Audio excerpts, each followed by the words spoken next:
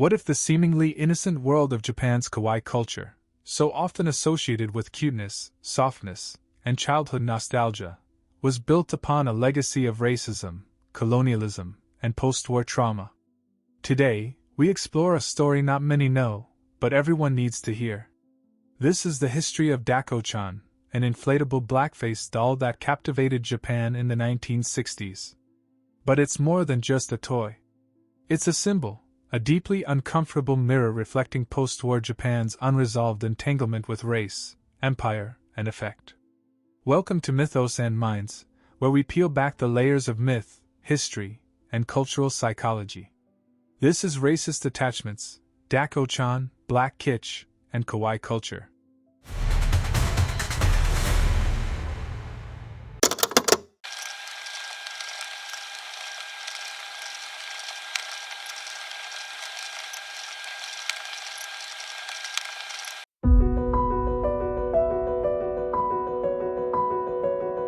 In the summer of 1960, Japanese consumers lined up by the thousands, not for food or political protests, but for a doll. Dakko-chan. This inflatable blackface figure had winking holographic eyes, a grass skirt, and a red-lipped smile. Over 6 million were sold.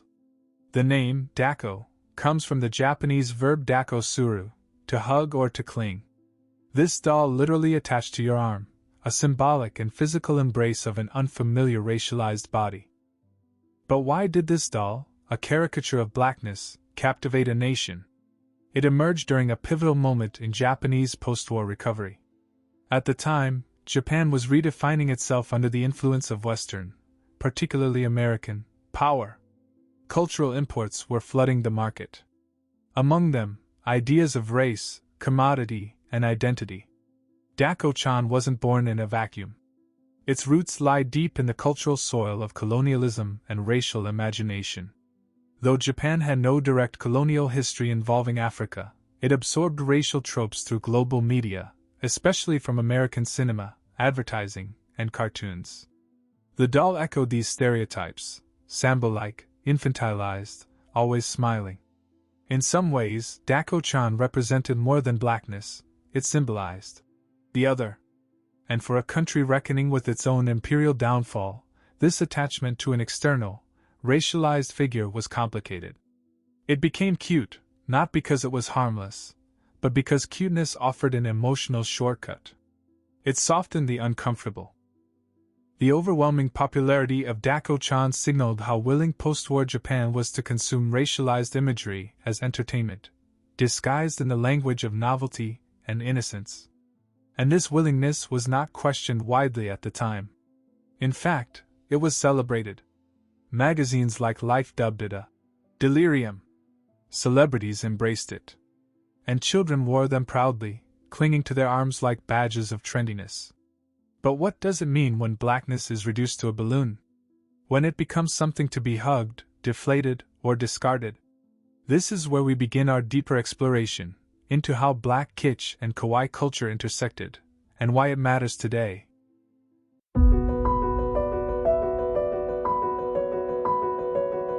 To understand the strange allure of Dakko-chan, we have to step back and understand the cultural phenomenon that made it possible: kawaii. Kawaii, usually translated as cute, is often seen as the soft, pastel heart of Japanese pop culture. Think wide-eyed anime characters, Hello Kitty or Pikachu.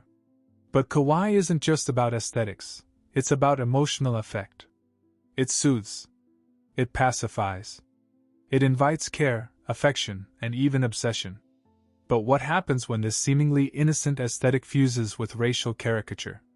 According to scholar Erika Kanisaka, kawaii culture, as it developed after World War II, is far from racially neutral. In fact, it often masks historical violence and racial distortion under a sugary veneer. Dakko-chan, in this light, is not a harmless novelty. It's a symbol of how blackness was rendered consumable, palatable, and cute for the Japanese market. The doll's exaggerated features, glossy dark skin, bulging eyes, and red lips, align closely with the global legacy of blackface imagery. While these tropes emerged primarily from Western histories of minstrelsy and colonialism, They were imported into Japan via postwar American influence. And once imported, they were absorbed, mutated, and transformed into playthings. But Japan's encounter with blackness didn't come through direct contact with African or African-descended populations. Rather, it came filtered through commodified images. Stereotypes, not people. And that's crucial. Blackness, then, became a kind of aesthetic fantasy, available for use in advertisements, television, toys, and merchandise, without the burden of historical accountability. The caricature could be embraced without the context. And through the magic of Kawaii, it could even be made adorable. This is where things get uncomfortable. Because Kawaii, despite its innocence, can be deeply manipulative. It flattens difference. It renders suffering into sweetness. And most dangerously, it invites audiences to engage with racialized imagery without ever recognizing the harm. Dakko-chan was not alone.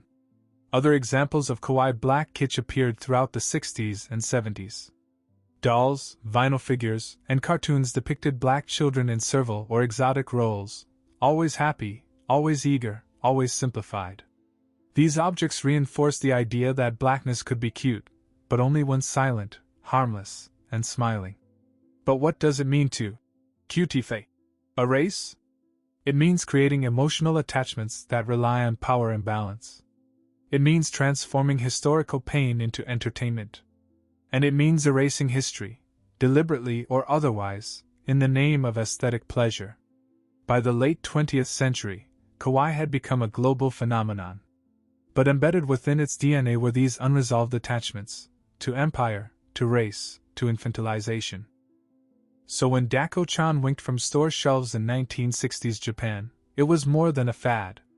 It was a symptom of a culture grappling with its identity, looking outward to define itself, and consuming the racial other as a way to feel something safe, something playful, something soothing. But under the surface? A long, difficult history was waiting.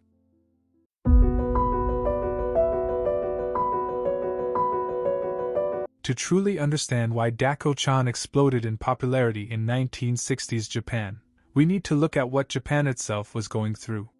The country wasn't just healing from the trauma of war.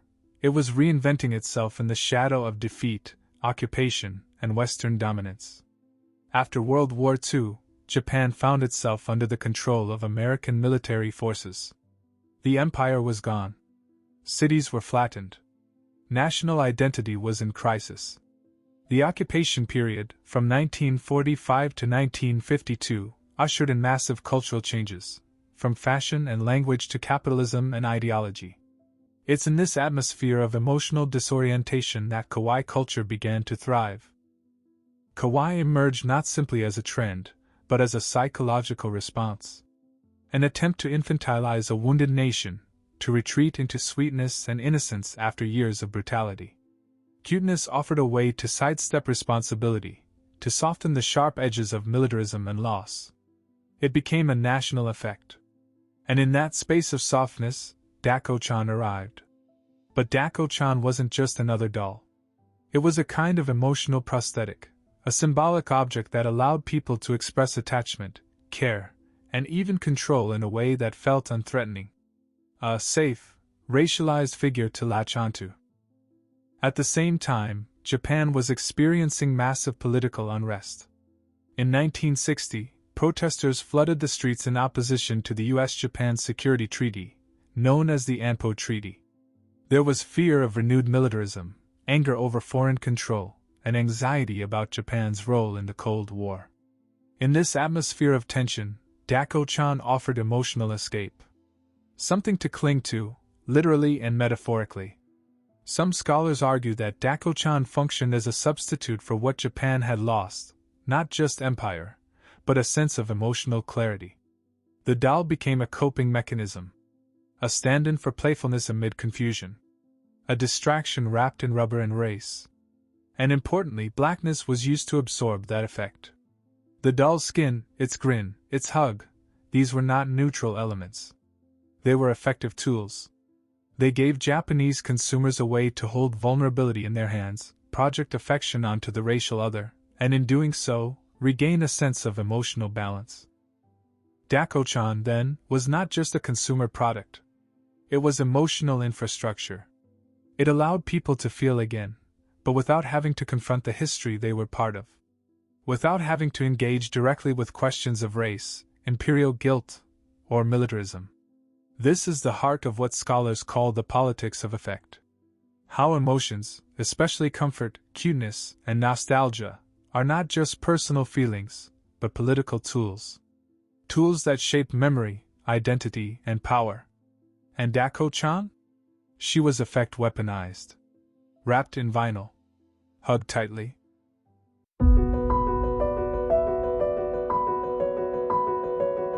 When critics eventually questioned the racial implications of Dakko-chan, the response from designers and manufacturers was swift and evasive.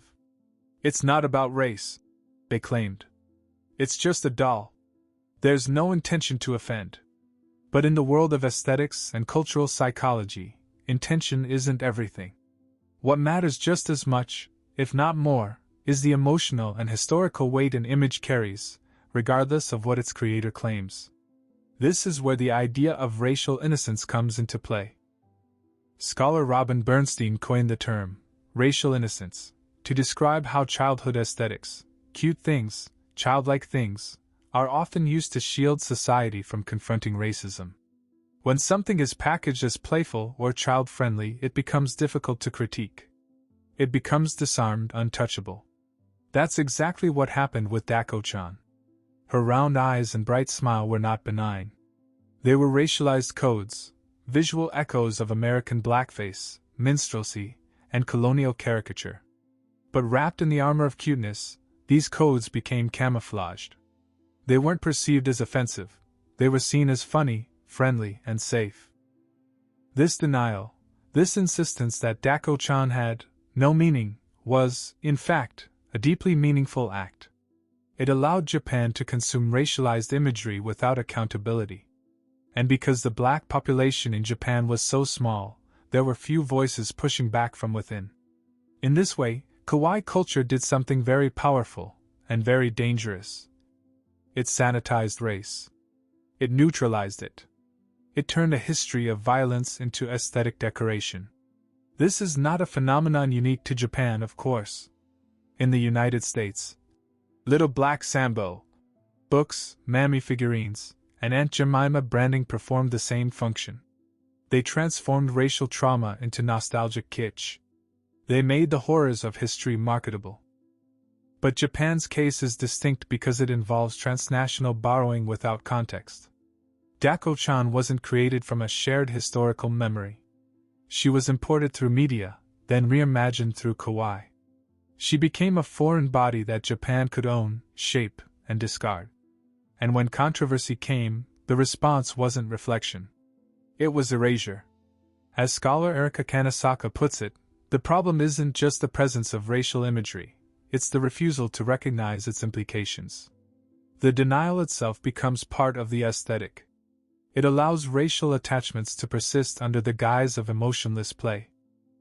Dakko-chan teaches us that the most powerful forms of racism are not always loud or aggressive. Sometimes they're wrapped in pink bows. Sometimes they smile and wink. And sometimes they tell us, this isn't about race. But of course, it always is.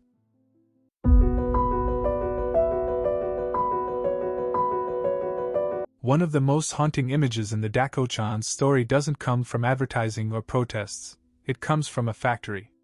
A photograph captures hundreds of Dakko-chan dolls, identical, deflated, lifeless, piled atop one another. It's meant to showcase productivity. But what it really reveals is a deeper, disturbing parallel, the commodification of blackness itself.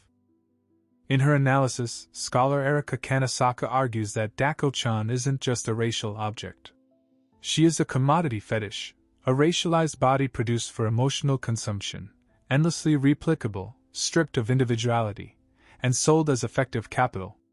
This concept ties directly into a longer, global history of how black bodies have been turned into objects, from the slave trade to minstrel dolls to collectible kitsch. Dakko-chan becomes part of that lineage, not because she's the same, but because she repeats the pattern. She transforms the black figure into something cute, clinging, and ultimately disposable. These toys may seem worlds apart, but they're all connected by what they do. They aestheticize blackness. They remove it from its historical context. They make it available to be held, bought, and controlled. And the cute design doesn't undo this harm. In fact, it intensifies it, because it masks the underlying violence with joy, with playfulness, with nostalgia. Dakko-chan's form, her vinyl body, winking holographic eyes, and springy limbs, turns her into what some scholars call a phantom limb. She's not real, but she stands in for something lost. A fantasy of racial contact, of control without conflict, of affection without accountability. In postwar Japan, that fantasy served a powerful function. It helped re-establish emotional equilibrium in a society torn by defeat, shame, and dependency on the West. Dakko-chan gave people something exotic, something foreign, something playful, to hold onto. But she was also a fetish object in another sense. She bridged the gap between pleasure and anxiety, between Japan's fascination with the foreign and its fear of racial difference, between colonial echoes and consumer delight. And it's not just about race, it's also about gender and power. Dakko-chan's design encourages affection, but always on the terms of the consumer. She clings, but she never speaks. She smiles, but she never resists. She's permanently happy, always available. In this way, she reproduces a broader logic of fetishism, turning complex, historical subjects into simple, compliant objects of desire. Dakko-chan is more than a doll. She's a mirror, reflecting how culture processes its guilt, its longing, and its fears through material things. Through cuteness. Through kitsch. Through the mass production of denial. And like all mirrors, we don't just see her, we see ourselves.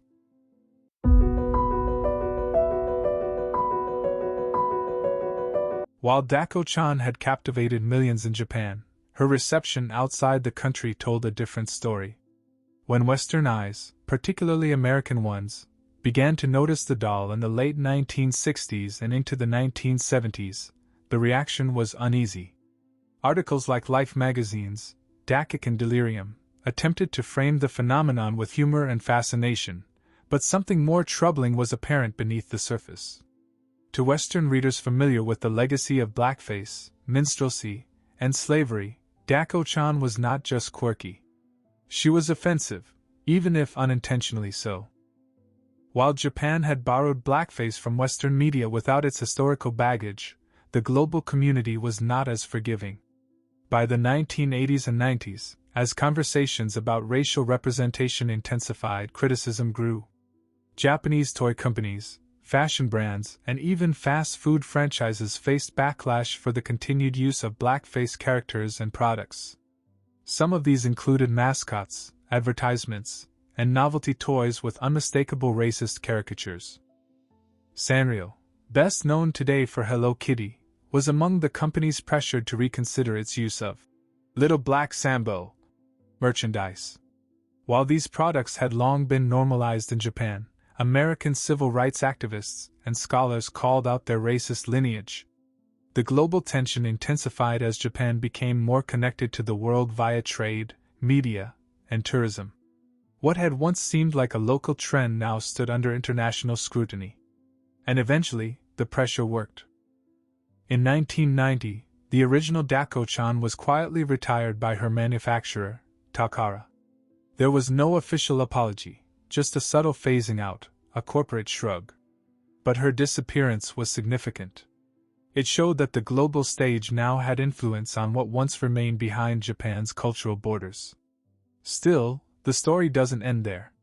While the backlash forced companies to reconsider overtly racist imagery, it didn't always lead to real understanding or accountability. In many cases, the response was not reflection but rebranding. Dakko-chan wasn't buried. She was waiting. This moment in the 1990s marks an important pivot. From overt racial caricature to racial erasure through aesthetic reinvention. From controversial dolls to ambiguous, multicultural mascots. From confrontation to camouflage. Japan, like many nations, learned that the world was watching. But rather than directly confronting the racist roots of Kawaii culture, much of the industry opted for quiet revision, not to correct the wound, but to cover it with something cuter. In the end, global backlash changed the conversation, but it didn't erase the past. Dakko-chan was gone, but her legacy lingered. Not just in memory, but in form, reshaped, recolored, repackaged. And in the next chapter, she returns. New name, new face, same ghost.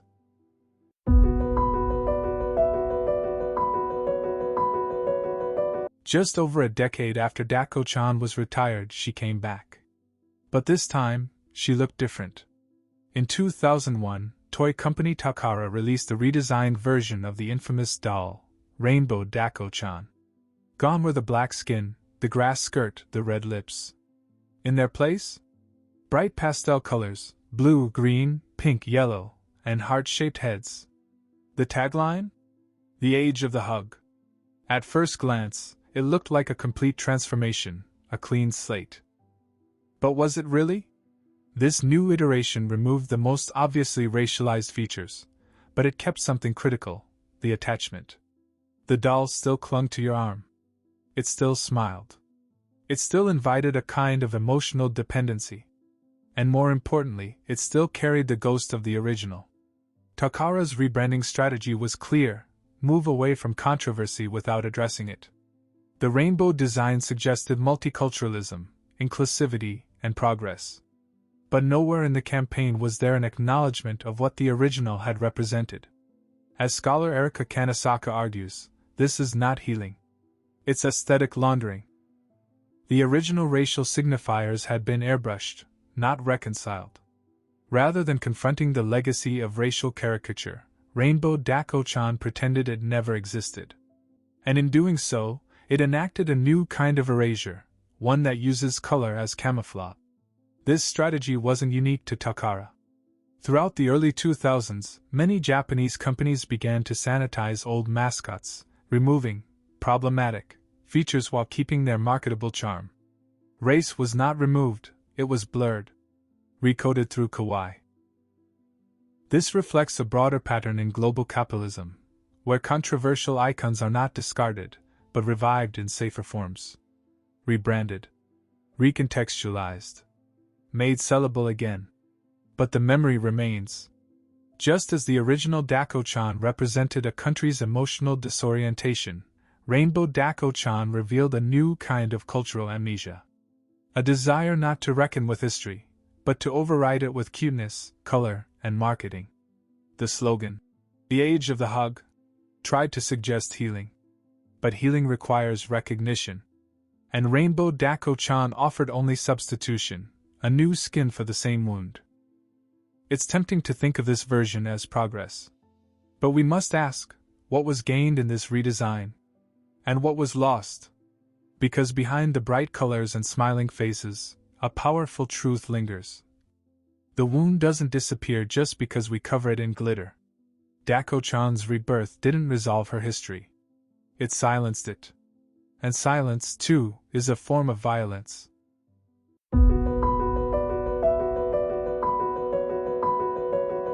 Kawaii is more than a style. It's more than soft voices, wide eyes, and pastel colors. It's an emotional logic, a way of navigating the world through cuteness, comfort, and control. And like all emotional languages, it carries political weight. Dakko-chan is not just a footnote in Japan's toy history. She is a case study, an emblem of how race, empire, and emotion collide in unexpected ways. She shows how a nation, in the wake of war, colonial collapse, and cultural upheaval, used cuteness not only to cope, but to reimagine power. By rendering blackness as a lovable, clinging object, Japan didn't just adopt a Western stereotype. It reinvented it to serve its own emotional needs. This wasn't about hatred. It was about distance. About consumption. About affect. Dakko-chan allowed Japanese consumers to feel affection without understanding. To express longing without historical context. To participate in a racialized aesthetic without the burden of its history. And when criticism came? When the world began to ask questions? The response wasn't transformation, it was redirection. The replacement of Dakko-chan with her rainbow successor didn't end the story, it muted it. It changed the conversation from race to color, from history to design. It offered the illusion of progress without reflection. But as we've seen, the emotional tools of Kawaii, especially the impulse to infantilize, to sanitize, to soothe, can be used to cover wounds instead of healing them. So what do we take from all this? That cute is never just cute. That kitsch can carry trauma. That toys can tell the truth, if we know how to listen. The legacy of Dakko-chan lives on in the aesthetics of Kawaii, in the plush mascots and bubbly branding, in the emotional detachment from race that still lingers in global pop culture. She reminds us that even in sweetness, there can be silence. And in silence, complicity. This was Mythos and Minds. If this episode made you feel, question, or rethink the aesthetics around you, subscribe, share, and stay curious. Because the past isn't always buried in books. Sometimes, it's clinging to your arm, smiling back at you.